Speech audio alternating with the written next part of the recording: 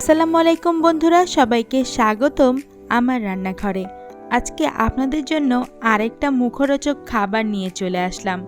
রুচি ডাল ভাজা আপনাদের কাদের কাদের ভালো লাগে বলেন তো? আমার কাছে কিন্তু ভীষণ ভালো লাগে। কিন্তু এই রুচি ডাল ভাজা যখন আমরা দোকান থেকে কিনে খাই, একটা প্যাকেটে সামান্য কিছু পরিমাণের থাকে। আর আমরা যদি একটু কষ্ট করে সেই রুচি ডাল ভাজা বাসায় তৈরি করতে পারি, তাহলে কেমন হয় বলেন? আজকে আপনাদেরকে যে প্রসেসগুলো দেখাবো, ওই প্রসেসগুলো ফলো করলে সেম টু সেম দোকানের রুচি ডাল ভাজা বাসায় তৈরি করতে পারবেন। এরকম একটা মুখরোচক খাবার যদি বাসায় তৈরি থাকে, তাহলে দোকান থেকে আর কিনে খেতে হবে না। যখনই মনটা খাই খাই করবে, তখনই ইচ্ছে মতো এই রুচি ডাল ভাজা খেয়ে নিতে পারবেন। তাহলে চলুন বন্ধুরা, আমরা মূল রেসিপিতে চলে যাই। এখানে আমি প্রথমেই নিয়ে নিয়েছি 2 কাপ পরিমাণ মুগ ডাল। এখন আমরা ডালটা খুব সুন্দর করে ধুয়ে নিব। এই ডালটা আমাদের ততক্ষণ পর্যন্ত ধুয়ে নিতে হবে যতক্ষণ পর্যন্ত এর থেকে সাদা পানি বের না হচ্ছে। ডালগুলো সুন্দর করে ধুয়ে নেওয়ার পরে পানিতে আমরা পুরো 10 মিনিট ভিজিয়ে রাখবো। 10 মিনিটের বেশি ভিজিয়ে রাখবেন না। আমি ডালগুলোকে পুরো 10 মিনিট ভিজিয়ে রেখেছিলাম। এখন দেখুন আমার ডালগুলো কি সুন্দর ফুলে ডাবল হয়ে গেছে। এ পর্যায়ে এই ডালের পানিটা খুব সুন্দর করে ফেলে একটা ছাঁকনিতে ছেঁকে নিতে হবে। এই ছাঁকনিতে অনেকক্ষণ রেখে দিব যাতে এক্সট্রা পানিটুকু ডাল থেকে পড়ে যায়। এখন এখানে আমি একটা বড় মাপের ছেনি নিয়ে নিয়েছি। এই ছেনির উপরে পেপার বিছিয়ে তার উপর ডালগুলো খুব সুন্দর করে ছড়িয়ে দিতে হবে। ডালগুলো এখানে এই ছেনির উপরে ছড়িয়ে আমরা পাখার নিচে রেখে দিব প্রায় ঘন্টাখানেক, যতক্ষণ এই ডাল থেকে এক্সট্রা পানিটা শুকিয়ে না যায়। খুব সুন্দর করে আমরা এক্সট্রা পানিটা এই ডাল থেকে শুকিয়ে নেব।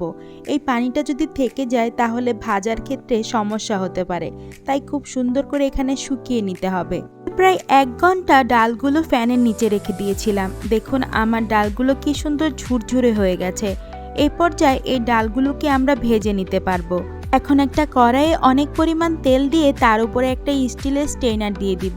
এই স্টেইনারের উপরই আমরা ডালগুলো ভাজবো।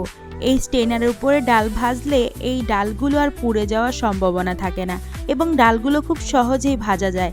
তার জন্য আমি এই স্টেইনারের উপরে ডালগুলো ভেজে নিব। এরকম পর্যায়ে আমাদের চুলোর আঁচটা একেবারে হাই ফ্লেমে রাখতে হবে। আমি প্রথমে একটু লো ফ্লেমে রেখেছিলাম, তারপরে হাই ফ্লেম করে দিয়েছি।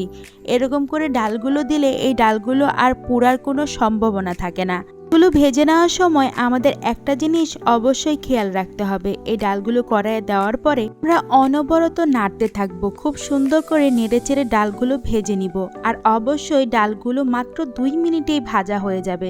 2 মিনিটের বেশি ডালগুলো ভাজতে যাবেন না, সেক্ষেত্রে ডালের স্বাদটা একেবারে নষ্ট হয়ে যেতে পারে। ডালগুলো ভাজা হয়ে গেলে স্টেইনারের উপরে এরকম নাড়াচাড়া দিয়ে তেলগুলো নিচে ঝরিয়ে নিতে পারবেন। সেক্ষেত্রে বেশি তেলও থাকবে না ডালের মধ্যে। আমার সমস্ত ডালগুলো ভাজা হয়ে গেছে। দেখুন মাশাল্লাহ কত সুন্দর হয়েছে ডালগুলো, খুবই মুচমুচে হয়েছে এবং কালারটাও মাশাল্লাহ অনেক সুন্দর হয়েছে। এখন আমরা ওই ডালগুলোর জন্য স্পেশাল একটা মশলা তৈরি করে নিব। যেহেতু এই ডালগুলোতে এখনো লবণও দেওয়া হয়নি, তার জন্য প্রথমে একটা বাটিতে আমি 1 চা চামচ চাট মশলা, 1 চা চামচ মরিচের গুঁড়া, ঝালটা আপনাদের স্বাদ অনুযায়ী দিতে পারবেন, স্বাদ মতো লবণ, সামান্য পরিমাণ বিট লবণ দিয়ে খুব সুন্দর করে মশলাটা মিশিয়ে নিতে হবে। এই মশলাটা ডালের স্বাদ পুরোপুরি পাল্টে দিবে। এই মশলাটা দিলে একেবারে দোকানের রুচি ডাল ভাজার মতো ডালগুলো খেতে লাগবে। এখন আমরা যে মশলাটা তৈরি করেছি ওই মশলাটা পুরোটুকু ডালের মধ্যে দিয়ে দিব। ডালের মধ্যে দিয়ে খুব সুন্দর করে ডালের সাথে মিশিয়ে নিব। এই ডালের সাথে মশলাটা মিশিয়ে নিলেই তৈরি হয়ে যাবে আমাদের মজাদার রুচি ডাল ভাজা। এইভাবে তৈরি করে একটা বয়মে রেখে দিলেই যখন তখন খেতে পারবেন এই রুচি ডাল ভাজা। বিশ্বাস করুন বন্ধুরা, এই ডাল ভাজাটা পুরোপুরি একেবারে দোকানের ডাল ভাজার মতোই সুস্বাদু হয়েছে। আপনারা একবার অবশ্যই বাসায় তৈরি করে দেখতে পারেন। আর এতক্ষণ পর্যন্ত যারা আমার সাথে ছিলেন তাদেরকে অসংখ্য ধন্যবাদ। যারা আমার ইউটিউব চ্যানেল থেকে ভিডিওটি দেখছেন, দয়া করে আমার চ্যানেলটি সাবস্ক্রাইব করে বন্ধু হয়ে পাশে থাকবেন। আর যারা ফেসবুক পেজ থেকে ভিডিও দেখছেন তারা অবশ্যই আমার পেজটা ফলো দিয়ে বন্ধু হয়ে পাশে থাকবেন। সবাই অবশ্যই কমেন্টস করে জানাবেন যে আমার আজকের ভিডিওটা আপনাদের কাছে কেমন লাগলো। বন্ধুরা সবাই অনেক বেশি ভালো থাকবেন, সুস্থ থাকবেন। আরেকটি নতুন রেসিপি নিয়ে আপনাদের মাঝে দেখা হবে। আল্লাহ হাফেজ সবাই।